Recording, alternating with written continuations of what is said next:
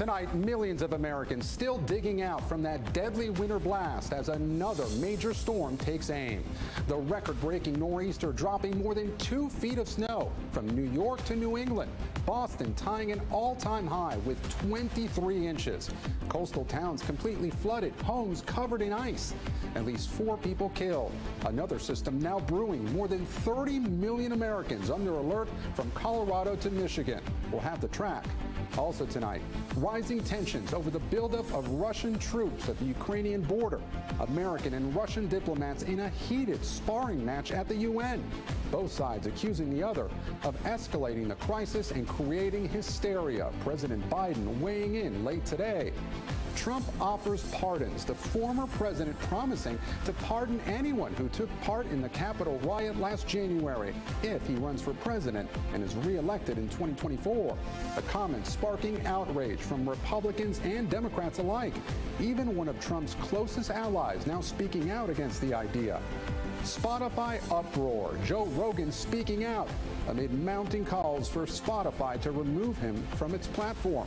The controversial podcaster accused of spreading COVID misinformation. The number of artists now pulling their music from the app in protest growing larger by the day. Plus, Miss USA death. Tributes pouring in for a former beauty queen after her apparent death by suicide in New York City. What she wrote in her final Instagram post just hours before her death. And baby on board.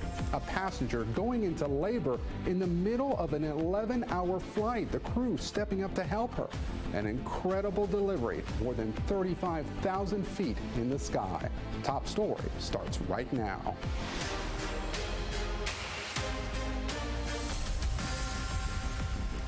Good evening. I'm Gabe Gutierrez in for Tom. We begin top story with that massive winter storm slamming the Northeast. Plows still working to clear the streets in Boston after the city saw a record tying 23 inches of snow in a single day. Crews working to repair power lines across the region. More than 100,000 people were left without power at the height of the storm in Massachusetts alone. Frigid temperatures and high winds slowing down some of the cleanup efforts. These homes along the coast covered in a thick layer of ice from sea spray. And in New York, at least 4 people were killed in the storm. 3 of the deaths related to shoveling snow. Parts of Long Island seeing up to 2 feet of accumulation. And we're tracking yet another storm moving in overnight. More than 30 million people in its path. But we begin first with our Dasha Burns leading us off here in New York. Tonight, millions in the Northeast snowed in and digging out. The historic and deadly winter storm causing blizzard conditions across 10 states and killing at least 4 people on Long Island, New York. Massachusetts bearing the brunt of the blast with more than 30 inches of snow in parts of the state. That's not something that we want to win.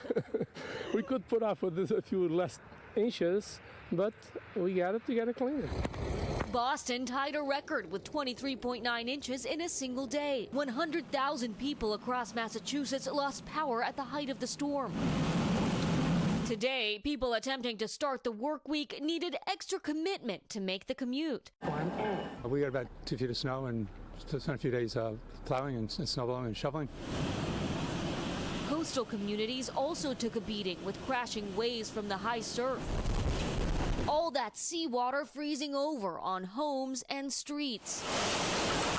With the weather going from bad to worse, travel plans left up in the air, with thousands of flight delays and cancellations. JetBlue passengers at JFK sleeping on the floor early this morning. JFK Airport. JetBlue. Crazy docked up here. Hoping I get home on time. We've been waiting for the same flight since yesterday. I was in departures. There's nowhere to sit over there, so I just came down here and I'm moving conveyor belt to conveyor belt. The airline apologizing and saying it normally takes a few days to fully recover when a storm of this size significantly impacts our 2 largest markets of New York and Boston. And Dasha Burns joins us live now from Brooklyn here in New York City. Dasha, you mentioned those 4 deaths on Long Island. What more can you tell us about them and what they could signify with the dangers in these winter storms? Well, Gabe, we're hearing from officials that one man died after he fell into a swimming pool while he was shoveling snow. Another man was found lying on his back with a shovel beside him. And a woman was found dead in her car overnight. Officials say they believe she had a heart attack or some other health emergency and couldn't get help. And Gabe, all of this underscores how dangerous it can be to be out in these conditions and how important it is to be extremely careful. Oftentimes when the roads are this treacherous, emergency services have a hard time reaching people. It also underscores how critical those workers are who keep those roads clean. And look, I know people get really eager to dig their cars out, to shovel their driveways, but you have to remember it's going to be extremely dangerous. Folks should really be careful, Gabe. Dasha Burns in New York. Dasha, thank you. And while that nor'easter may be over, there's another high-impact winter storm set to hit the middle of the country. For more on the track, NBC News meteorologist Michelle Grossman joins us now. Michelle, time this one out for us. Hey there, Gabe. Good to see you. Well, we were just tracking that nor'easter 2 days ago, and we are already tracking another powerful storm. It will be different, though. The nor'easter was quick. It was all snow. And this storm will be very slow moving. We're going to be talking about it till Friday, and it will have rain and also some ice. So let's go ahead and take a look at those alerts. 50 million under some sort of winter weather alert, where you see that white. That is your winter weather advisory. Your blue is a winter storm watch, and then your pink is a winter storm warning. So this is the setup here. We have a sweeping cold front. It's a big one. It's drawing in Gulf moisture, so that's tropical-like, and then it has some Arctic air on the backside of it, so it will move very slowly. We're going to see rain and snow from Texas to Michigan, and then as it goes towards Wednesday, we're going to see the storm really blossom. Where you see that pink, that is your ice. We're going to see some heavy snow on the backside of it, too. So certainly causing difficult travel, some very slippery conditions. And look how slowly this travels. By Thursday, still just in the Great Lakes region into the interior Northeast. But notice all that cold air. So the cold air side of the storm really does expand. Where you see snow, Detroit, Cincinnati, Syracuse, that pink in the middle, that's your ice. And then we do have some heavy rain through the Tennessee Valley, also parts of the Southeast. And it is not until Friday where we really see this front move past the coast, and then we're completely in the clear. But we could see a wintry mix for parts of the I-95 corridor. So in terms of your rainfall, we're looking at heavy rainfall from Memphis, Nashville into Cincinnati. But this is what we're most worried about, your ice impacts, because we could see some power outages, some downed trees, and that could last for days. So heavy ice, Gabe, through Thursday. Michelle, thank you. Heading overseas now to the ongoing crisis on the border of Ukraine. Russia's ambassador to the UN clashing with his U.S. counterpart at a Security Council meeting today, stating that his country is not planning to invade, but Ukraine's ambassador challenging that claim. NBC News Chief Foreign Affairs Correspondent Andrea Mitchell has the latest. With Russia deploying more fighter jets and conducting anti-submarine naval drills, President Biden tonight saying the U.S. is prepared if diplomacy fails. With Russia's continuing its buildup of its forces around Ukraine, we are ready no matter what happens. That after a high-stakes showdown between the U.S. and Russia at the United Nations. The situation we're facing in Europe is urgent and dangerous. Russia's aggression today not only threatens Ukraine, it also threatens Europe. Russia tried unsuccessfully to block the meeting before it even began, insisting it does not plan to invade Ukraine. Russia's ambassador today accusing the U.S. of trying to, quote, whip up hysterics. This is of great harm, this hysterica, to Ukraine itself. But Ukraine challenging Russia. If Russian officials are serious when they say they don't want a new war, Russia must continue diplomatic engagement and pull back military forces it amassed along Ukraine's borders. The Ukrainians on alert for an invasion as U.S. military advisors train their troops. And in Kyiv, Ukrainian veterans are training civilians to fight. In Congress, there's a bipartisan bill to impose sanctions on Russia, including measures that could go into effect immediately. Russia has already taken provocative action that has caused damage to the Ukrainian economy that merits consequence. And NBC News Chief Foreign Affairs Correspondent Andrea Mitchell joins us now. And Andrea, just breaking, we understand Russia just sent a new written response to the U.S. What more can you tell us? Well, indeed, Gabe, it is a response, a written response to the U.S. arms control proposals to de-escalate this crisis that the U.S. sent last week. And that is going to be the subject of Secretary of State Tony Blinken's planned talk tomorrow with the Russian foreign minister. At the same time, one ominous new sign is that Russia has now moved blood supplies, blood plasma, that they would need in an invasion to their frontline troops. Gabe? Andrea, thank you. Now to COVID-19 and the battle against the Omicron surge. The U.S. still seeing a 7-day average of 520,000 new confirmed cases a day. But 2/3 of U.S. states are seeing either a plateau or decrease in new cases over the past 14 days. Now, more leaders are looking at ways to move past the crisis response stage of the pandemic and learn to live with the virus, perhaps. Let's bring in NBC News medical contributor Dr. Vin Gupta. And Dr. Gupta, good to see you. More public health officials and politicians have been saying that we need to learn to live with COVID. A new poll showed that 70% of Americans think COVID is here to stay and that we need to move on. What's your reaction to that? Gabe, good evening. Thanks for having me. And apologies for the green scrubs here.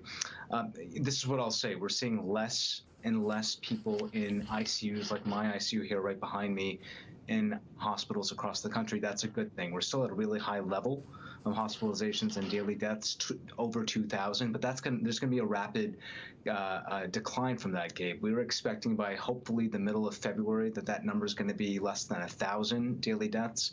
By March 1st, less than 200. We are rapidly approaching the definition of what an endemic respiratory disease looks like. Yes, some people will die.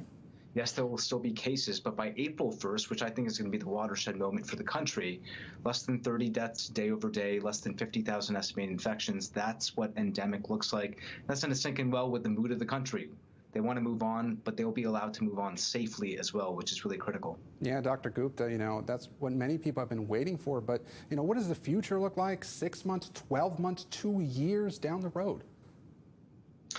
That's right. I mean, and we knew at the very beginning that an airborne respiratory virus like this was going to take time to really corral and make sure that we kept people safe and healthy from. I will caution here that the next 6 months, April 1st to say the end of October, probably we're going to be feeling like it's largely normal, especially if you're otherwise healthy, less than 65. You probably are not going to feel a need to mask. You're going to want to just live life like normal. For those that are immunocompromised, I do think this is a different calculation. We can talk about that if you'd like. But come Q4, come winter 2022, I do believe that we're going to experience another surge because so many people are unprotected, so many people are relying on natural immunity. So there's still going to be questions. There will still be uncertainty, but likely more seasonal, Gabe. Dr. Vin Gupta, thank you. Turning now to President Biden's shortlist for the Supreme Court. The president looking for bipartisan support for a nominee, but is facing new Republican criticism. NBC News senior White House correspondent Kelly O'Donnell joins us now. And Kelly, we now know the number of names on the short list is expanding? It is expanding, Gabe, and we heard from White House officials who say that those 3 judges who got a lot of attention in the first wave, they're not alone. A list of black women legal scholars now numbers a dozen who are under consideration. As you know, President Biden vowed to make history, choosing the first black woman to serve on the Supreme Court. And he believes that would better reflect the country. But some Republicans tonight say the field should not be limited to just one group, that the president should consider a wide range of candidates. And a new poll finds that many Americans overwhelmingly agree with that idea. 76% of those who were questioned at an ABC News Ipsos poll prefer that the president consider all qualified nominees. Now, the White House has responded that President Trump made a similar pledge when he promised to select a woman to replace Ruth Bader Ginsburg when she passed away, leaving a vacancy on the court, and that at that time, Republicans did not object to President Trump talking about naming a woman to the court. Gabe? So, Kelly, what do the next steps in this process look like? Well, it's going to begin to really heat up because tomorrow is the 1st of February. The president has pledged to make his decision by the end of this shortest month of the year. Tomorrow, the president will have the top 2 senators on the Judiciary Committee here at the White House. That's Dick Durbin, the chairman, Chuck Grassley, the ranking member, the Republican. They will be shepherding this process of the initial phase. Once a nominee is selected, how the Senate will consider that nominee for confirmation. And that will be a critical part of the deliberations going forward for this pick of the president to ultimately become a justice of the Supreme Court. So tomorrow, the outreach begins with the president and the senators who will ultimately decide the fate of his nominee. Gabe? Kelly O'Donnell at the White House. Kelly, thanks. Staying in Washington, former President Trump lashing out over the weekend against the January 6th investigation and promising to pardon convicted rioters if he's reelected. The former president also taking aim at his vice president, Mike Pence, claiming, quote, he could have overturned the election.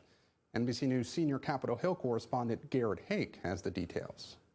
Tonight, the top Republican on the January 6th committee warning former President Trump's embrace of his supporters convicted of crimes related to the attack sends a dangerous message. Some of those people have been charged with things like seditious conspiracy. He uses the same language that he knows caused the January 6th violence.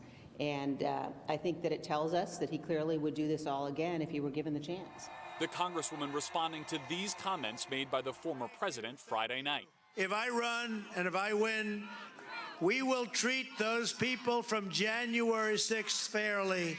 We will treat them fairly. And if it requires pardons, we will give them pardons. Now one of Trump's top Capitol Hill allies pushing back too. I don't want to reinforce that defiling the Capitol was okay. I don't want to do anything that would make this more likely in the future. As he mulls making another run for the White House, the former president also arguing against a bipartisan effort to update the Electoral Count Act, suggesting Sunday night that with the law as written, Vice President Pence, quote, could have overturned the election. That statement adding pressure to clarify the law soon. Almost certainly we'll have a bipartisan bill there. Fix what happened, the insurrection, stop that from ever happening again. A bill the January 6th committee sees as potentially helpful, but not sufficient to counter the former president. And that just simply can't be who we are as Americans. It can't be who we are as Republicans. And Garrett Haake joins us now from Capitol Hill. Garrett, NBC News just confirmed that former Pence Chief of Staff Mark Short testified before the January 6th committee. What more can you tell us about that? Short is a key figure here. He was at the Capitol on January 6th with the vice president. He's someone that the committee has wanted to talk to for a while, and he could be a window into Pence's inner circle. The committee believes there's a lot of ground for them to cover with that inner circle, and that they're all much more likely to cooperate than is Donald Trump's. A key development, the highest ranking official anywhere in the Trump administration to talk to this committee so far, Gabe. Garrett Haake on Capitol Hill. Garrett, thanks. Turning now to Georgia, where a judge has rejected a federal plea deal for both of the convicted killers of Ahmaud Arbery. It happened today after Arbery's parents found out federal prosecutors in the federal hate crime case filed papers on Sunday striking deals with Travis and Gregory McMichael, two of the men responsible for the death of their son. Here's some of what they had to say. I fought so hard to get these guys in state prison. And once I gave them, I told them very, very adamantly that I wanted them to go to state prison and do their time that Judge Wamsley gave them back on the 7th of January. And then I got up this morning and found out that they had accepted this ridiculous plea. Very disrespectful. Mad as I don't know what.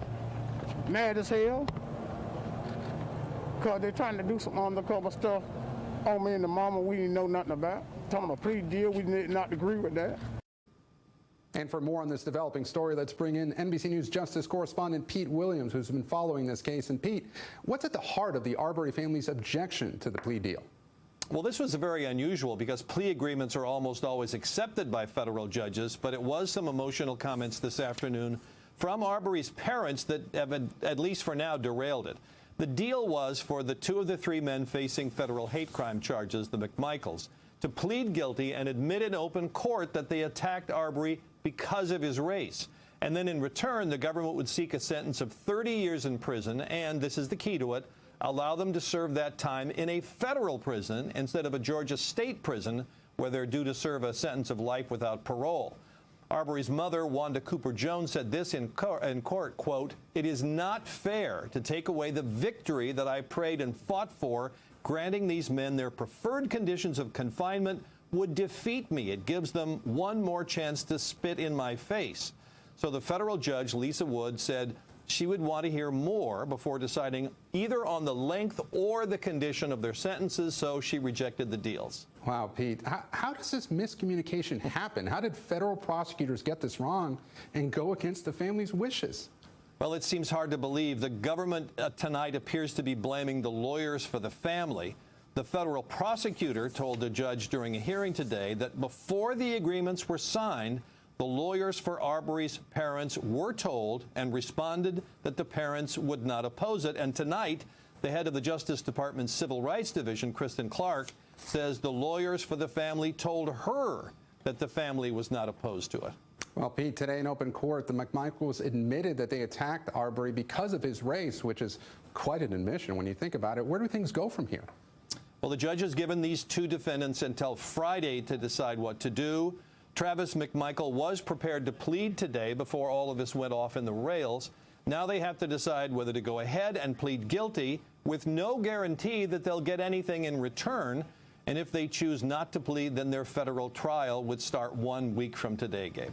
Pete Williams, thank you. We turn now to the ongoing backlash against Spotify and Joe Rogan. Tonight, the comedian turned podcaster responding to the criticism as more artists and celebrities pull their content from the streaming service, alleging Rogan's show spreads COVID misinformation. Here's NBC's Emily Ikeda. Hello, friends. Spotify's top podcaster breaking his silence. I'm not trying to promote misinformation. I'm not trying to be controversial. I've never tried to do anything with this podcast other than just talk to people and have interesting conversations. As a small but growing revolt of artists scrub their music from the streaming platform. Prince Harry and Meghan also expressing concerns to Spotify, their podcast partner. But it was an easy decision, sad one to make. But, you know, it's not about Joe or music or this or that. It's about the people trying to save our lives, asking for help and standing with them. The Hall of Fame guitarist following in the footsteps of Neil Young, who specifically took issue with the Joe Rogan experience. If you're like 21 years old and you say to me, should I get vaccinated? I go, no. If you're a healthy person and you're exercising all the time and you're young and you're eating well, like, I don't think you need to worry about this. Rogan later clarifying he isn't anti-vax. This week, Spotify responding to those calls for change, saying a content advisory will be added to podcasts discussing the virus, directing listeners to a COVID-19 hub, something Rogan offers his full support on. I think if there's anything that I've done that I could do better is have more experts with differing opinions right after I have the controversial ones. The 54-year-old notes his podcast has included members of the COVID task force and Dr. Sanjay Gupta, and defends his decision to interview controversial COVID skeptics like Dr. Robert Malone. They have an opinion that's different from the mainstream narrative. I wanted to hear what their opinion is. His 10-minute video well received by some, like The Rock, writing perfectly articulated, as the music streamer is fighting to win back subscribers after hashtag delete Spotify went viral. If I pissed you off, I'm sorry. Rogan's apology, at least calming investors. Spotify stock prices started rebounding Monday, up 13%, as subscribers wait with bated breath over who could press pause on Spotify next. And Emily Ikeda joins us now here in studio. Now, Emily, have any of these musicians said what it will take to get their music back on Spotify? Gabe, at this point, it's still somewhat unclear. Neil Young has said to Spotify that they can either have him or Rogan, not both. But Nils Lofgren, who I spoke to earlier today, said that he's really relying on the cues from health experts inspired by the coalition of scientists and researchers who sent a letter to Spotify earlier this month calling out Spotify and specifically the Joe Rogan podcast. So I think the next few weeks will be telling. Game. Emily, thanks so much. Good to have you on set. Coming up on Top Story, college campuses go on lockdown. Several historically black colleges receive bomb threats. Police rushing to investigate. Students told to shelter in place. 2 police officers suspended and under investigation after families accuse a police department of mishandling criminal investigations into the deaths of 2 women found on the same day. And the dramatic road rage shooting caught on camera. Just look at this amazing video, the dash cam video showing a driver pulling a gun and opening fire on a major highway. Top Story is just getting started.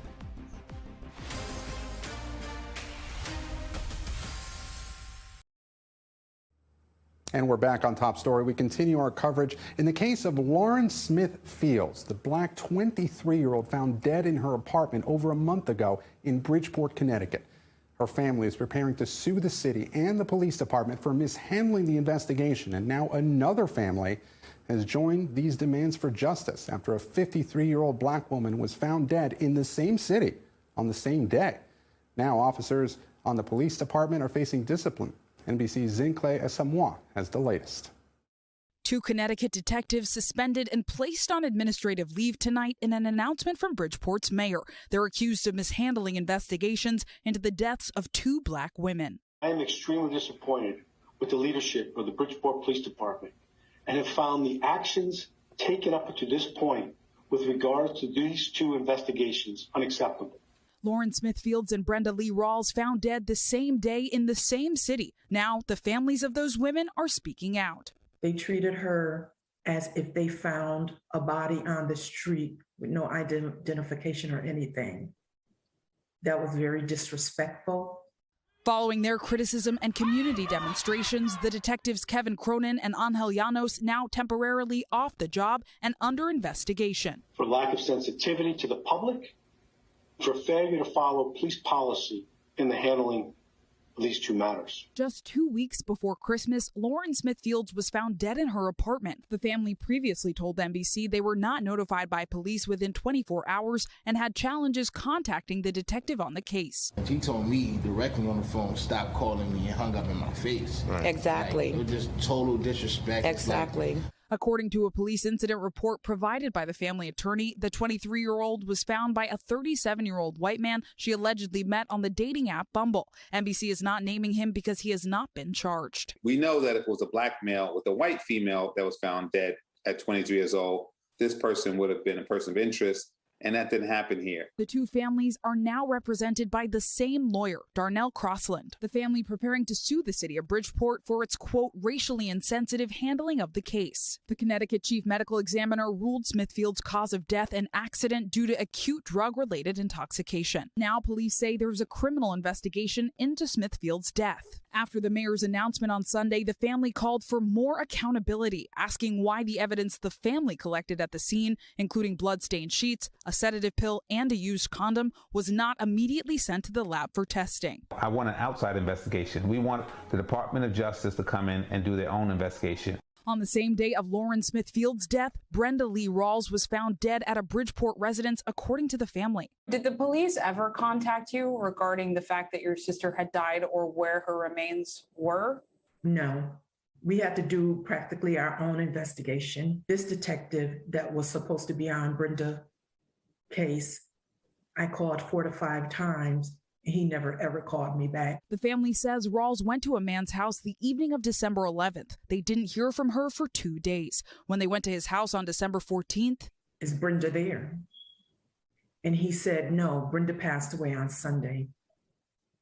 He claimed that he tried to wake her up and she wouldn't wake up. There was no scene investigation. His apartment, his house was not quarantined to collect evidence. We're not getting any answers from the police department. Rawls' cause of death has not yet been determined. The detectives on leave, Cronin and Llanos, did not immediately respond to our requests for comment. I mean, whatever happened that night, we want to know. And we want to feel like that they care as much as we care. And Cheslie Kryst joins us now from here at 30 Rock. Cheslie, what are you hearing from the police department regarding these ongoing cases?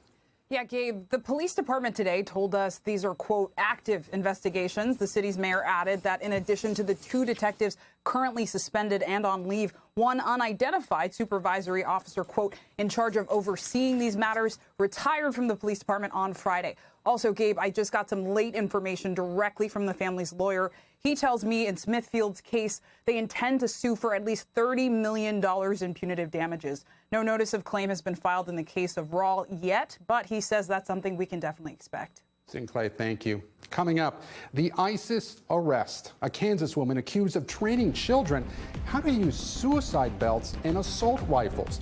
Her plan to attack malls and U.S. college campuses. It's the red-hot online word game, Wordle, bought for over $1 million. That story and more coming up.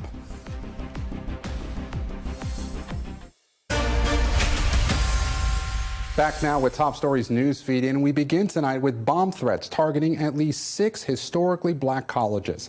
Students at Howard, Bowie State University, and several other HBCUs on lockdown for hours, told to shelter in place. Police sweeping the campuses, but finding no evidence of hazardous materials. This is the second cluster of bomb threats aimed at HBCUs this month. The FBI has arrested a Kansas woman accused of leading an all-female ISIS battalion. Allison Fluke Ekren has been charged with providing material support to ISIS. The 42-year-old allegedly trained women and children on the use of assault rifles and suicide belts, and said she wanted to carry out attacks on malls and college campuses in the U.S. Fluke Ekren was arrested in Syria and will face charges in the U.S. A dramatic road rage incident caught on camera in Miami. Dashcam video shows a driver pulling out a gun as he drives down I-95, shooting at another car through his windshield and passenger side window. That video is incredible. An attorney for the driver says someone in the other car opened fire first. Amazingly, no one was injured. The driver has been charged with aggravated assault. And a major update for all of the Wordle fanatics out there, including myself. The New York Times announcing it bought the wildly popular online game for a low 7-figure sum from creator Josh Wardle. Since its launch in October, Wordle has attracted millions of daily players. The Times says the game will initially remain free for all users. Not a bad payout. We want to return now to that extreme weather impacting millions this weekend. Tonight, farmers fighting to save their crops after the deep freeze, all the way down in Florida. The bitter cold, only the latest in a series of challenges citrus farmers have had there over the last few years. Kerry Sanders has more. In the battle to save Florida's crops from the freezing cold, some farmers this week launched an aerial assault, deployed more than 24 helicopters. Helicopter is trying to push warmer air down on the crops to try to save it. Sometimes it works, but sometimes it don't. Just about 2 years ago, these same farmers plowed under abundant crops as the pandemic broke supply lines, costing them millions, and the hits keep coming. Our fuel costs are double, our fertilizer costs are 65% higher, and now we're facing the freeze. Florida's citrus growers, desperate to save their fruit, have iced it over, locking it in at 32 degrees as ambient temperatures drop even lower. See, that's actually freezing it. We've had three days of freezes, and this is some damage from that. Florida is on pace to produce the smallest crop of oranges since World War II. Larry Black's family began citrus farming in the 1800s. Is the freeze that you just had, is that the biggest problem? No, the biggest issue is citrus greening. To the trained eye, those specks on the leaves are evidence of the widespread, devastating bacterial disease. And when a tree is hit with that disease, it drops its fruit early, upwards of 40%. That is a complete loss. We've been dealing with the disease for about 15 years, citrus greening. This is before the freeze, was going to be the smallest crop since the 1940s. With the freeze, the price of some fruits and vegetables will now rise at the grocery store as farmers across the state scramble to harvest what survived. Is there an insurance to cover you if this is a loss? Absolutely none. So you really do have a gambler's crop here? I got a gambler's crop, but like I say, 48 years, I'm still at it. Well, good deal. Delicious. Thank you. Thank you. That's what we're growing for. Strawberries begin as a bloom, and 21 days later, you get this. Perfectly timed for Valentine's Day. Gabe? Kerry Sanders in Florida. Kerry, thank you. So many challenges ahead for those farmers. Now, turning now to a heartbreaking story. New York City authorities are investigating the tragic death of a former Miss USA and TV correspondent who police say died by suicide at the age of 30. Morgan Radford with the tributes pouring in tonight. Tonight, heartbreak for former Miss USA Cheslie Kryst after she died by suicide early Sunday morning in Manhattan. Politicians and celebrities expressing their shock and sadness. Acclaimed actor Viola Davis tweeting, "For those that suffer in silence, please know you are not alone." The New York Police Department confirming they are investigating the circumstances of her tragic death. Her family devastated, saying in a statement that the 30-year-old inspired others around the world with her beauty and strength. A working attorney based in North Carolina before her pageant days, Kryst was outspoken about social justice and honest about her own experiences with racism. And the constant microaggressions. Miss USA! She then became the 2019 winner of the Miss USA pageant. And for the first time, the reigning Miss USA, Miss Teen USA, and Miss America were all Black, inspiring a generation of women. Her win was such a big win for me personally because she was the first Miss USA that made me feel as if I could be Miss USA. Kryst went on to become an entertainment reporter. Is there anything really cool or unique or exciting we can expect in the next season? The rising star spoke openly about her mental health. And the most important thing that I did is talk to a counselor. Sharing tips and describing the hateful messages she received online when she served as Miss USA. People even messaged me telling me to kill myself. Last year, in an essay for Allure magazine, Kryst said she cringed at the idea of turning 30, writing, "It feels like a cold reminder that I'm running out of time to matter in society's eyes, and it's infuriating." In her final Instagram post, Kryst writing, "May this day bring you rest and peace." Morgan Radford, NBC News, New York. And we thank Morgan for that report. If you or someone you know needs help, call the National Suicide Prevention Lifeline at 1-800-273-8255 or visit online. Now to Top Stories Global Watch. An investigation into Boris Johnson's conduct during COVID lockdowns found failures of leadership and judgment. The Prime Minister apologizing before Parliament after the report was released. The document outlining 16 instances where the Prime Minister held social gatherings, possibly in violation of the country's strict COVID protocols. 12 of those events, including Johnson's birthday party, are still being investigated by police. And the death toll is rising in Brazil after torrential rain triggered mudslides in Sao Paulo. At least 20 people are now confirmed dead, including 7 children, after massive landslides buried homes. The downpours turning streets into rivers, splitting roads and bridges in half.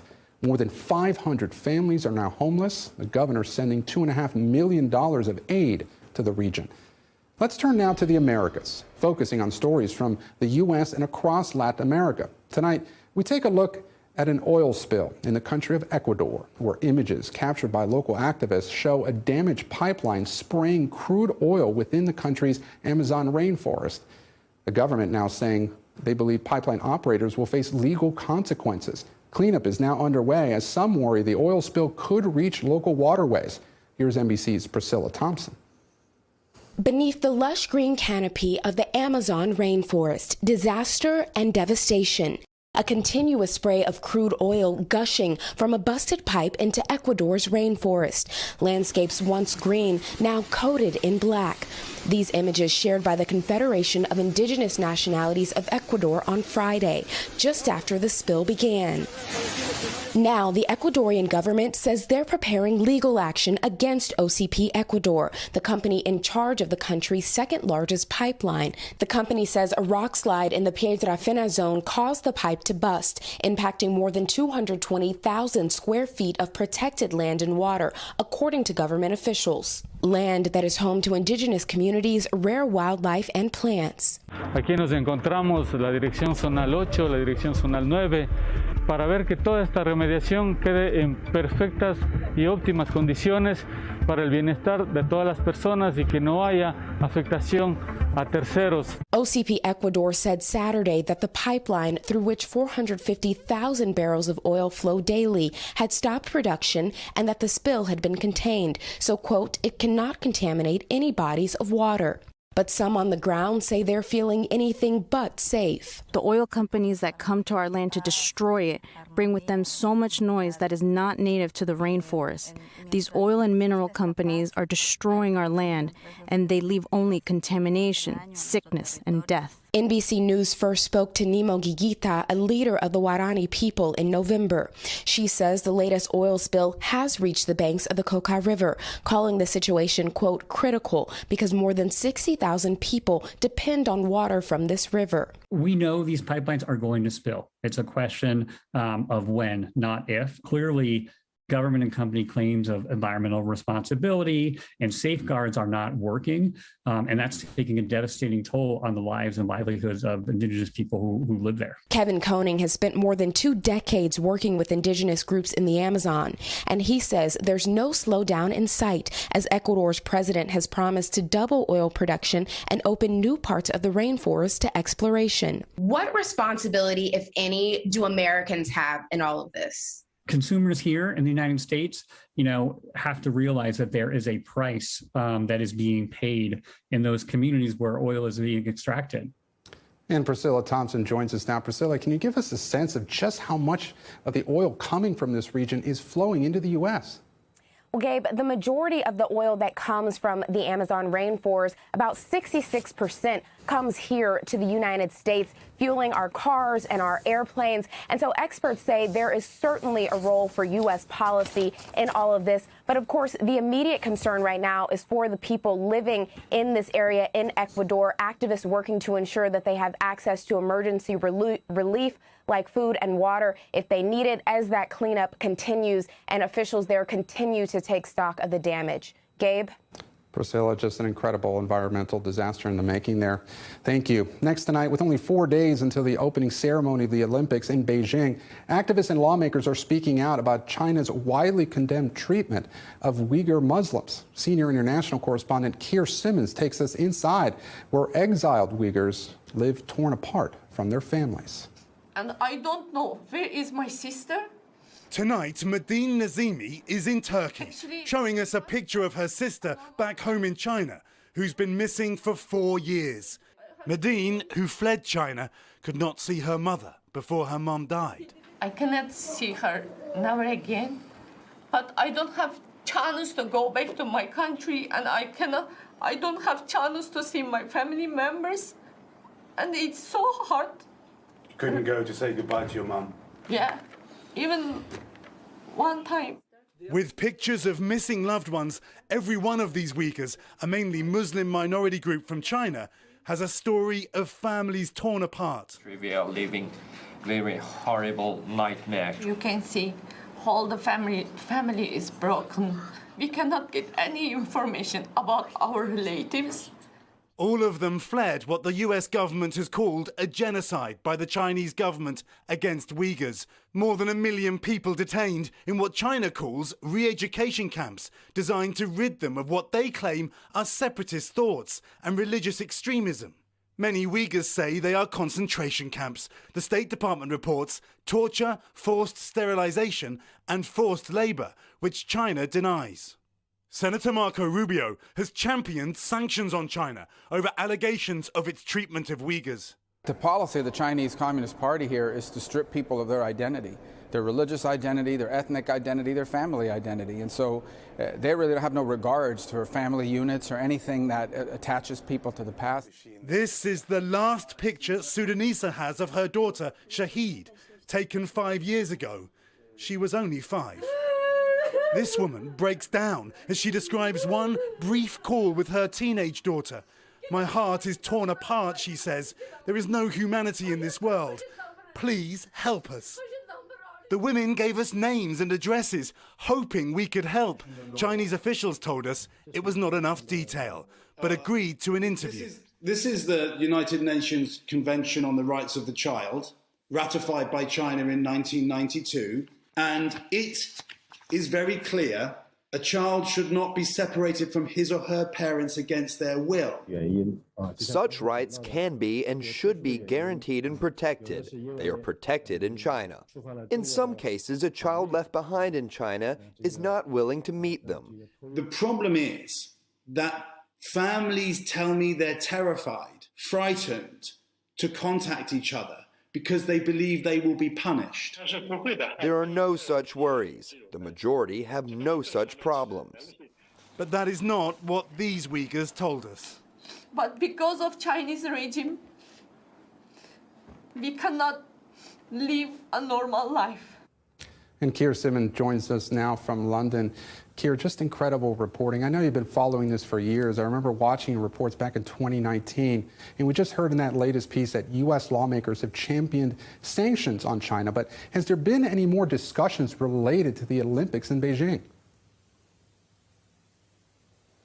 Well, Gabe, we spoke to a call for a boycott of the Olympics. Of course, the U.S. has launched a diplomatic boycott of the Olympics that begins this week. And the U.K., for example, has followed suit. One British lawmaker talking about industrial-scale human rights abuses of the Uyghurs in China. But that official that I spoke to, who I actually met on that visit back in 2019, Gabe, extraordinary to speak to him and to see the difference between what he says and what the Uyghurs we met say. So those Uyghurs we met say they have begged for information, say that they have gone to the embassy, to the Chinese embassy, and asked for information. Many of them, some say they get a little bit of details, but so little. And yet that official claiming that they are entitled to the information, that they can get it if they would simply ask, even claiming to me that he has videos of Uyghur families talking to each other. He says that the cases that we are looking at are just a fraction of the Uyghur population. But, you know, Gabe, I said to him, how can you really believe that this is the case when any Uyghur that you meet as a Chinese official is going to be frightened of you? He laughed at that and said it simply isn't true. Quite an insight, Gabe, just a complete disparity between what the Uyghurs say and what these Chinese officials say about the situation in Xinjiang. Yeah, Gabe. Keir, it is just incredible. Thank you for continuing to shine a spotlight on this. Keir Simmons in London. Keir, thanks. And Keir's documentary, China, Rise of a Superpower, premieres this Thursday on NBC News Now and will also stream on Peacock.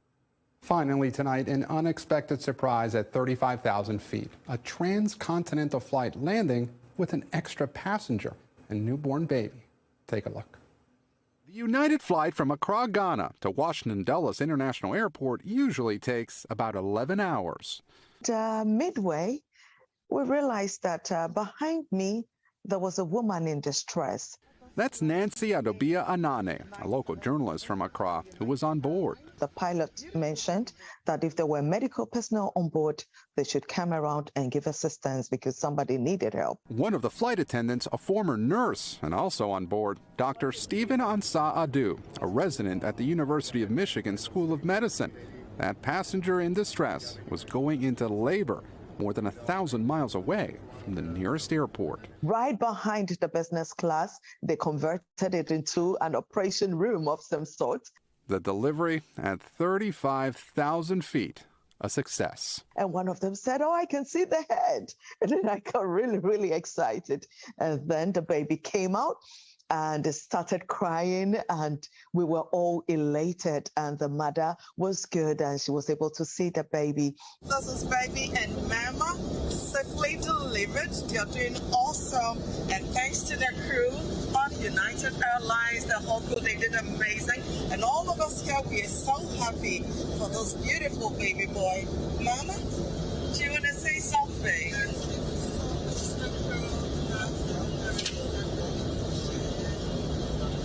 As the plane landed in Dulles early that morning, a note from the ground crew. Congratulations on your new baby boy. For all on board, an unforgettable flight. First time on United Airlines, and trust me, it's quite an eventful and a beautiful experience. What an amazing trip. Thanks so much for watching. Have a great night. Thanks for watching our YouTube channel. Follow today's top stories and breaking news by downloading the NBC News app.